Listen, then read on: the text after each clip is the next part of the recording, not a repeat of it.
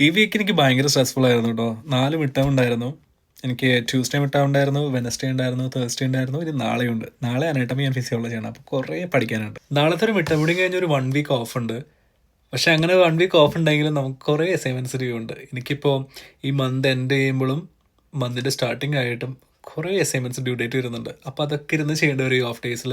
പിന്നെ അത് കൂടാണ്ട് ഒരു മിഡ് ടേം ഉണ്ട്. ഈ ഓഫ് ഡേയ്സ് കഴിഞ്ഞ് കഴിഞ്ഞാൽ പിന്നെ ഒരു ലാബ് എക്സാമും ഉണ്ട്.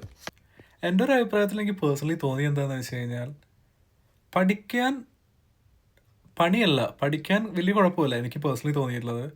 പക്ഷേ ടൈം വളരെ കുറവാണ്. അപ്പോൾ കുറേ കോഴ്സുള്ളപ്പോൾ നമുക്ക് പഠിക്കാൻ നല്ല ബുദ്ധിമുട്ടാണ്. എന്ന് വെച്ചാൽ ഒക്കെ കവർ ചെയ്യണ്ടേ. ഇപ്പോൾ ഈ വീക്കിൽ തന്നെ കുറേ എക്സാം ഒരുമിച്ചുണ്ടായിരുന്നു. അപ്പോൾ അങ്ങനെ പഠിക്കാൻ കുറച്ച് ബുദ്ധിമുട്ടാണ്. നമുക്ക് ടൈം ഉണ്ടെങ്കിൽ സുഖമായിട്ട് നമുക്ക് പഠിച്ച് നല്ല മാർക്ക് മേടിക്കാം എന്തായാലും. പിന്നെ ഒരു കാര്യം കേട്ടോ, നമ്മളിപ്പോൾ മാർക്കിൻ്റെ ആലോചിച്ച് ഇങ്ങനെ ടെൻഷൻ അടിക്കേണ്ട കാര്യമില്ല. ഇപ്പോൾ നിങ്ങൾക്ക് RPN ആവാനാണ് പ്ലാൻ എന്നുണ്ടെങ്കിൽ പാസ് മാർക്ക് കിട്ടിയാൽ മതി. ഇപ്പോൾ നിങ്ങളൊരു 60% മേലെ മേടിച്ചാൽ നിങ്ങൾ സേഫാണ്, വേറെ കുഴപ്പമൊന്നുമില്ല.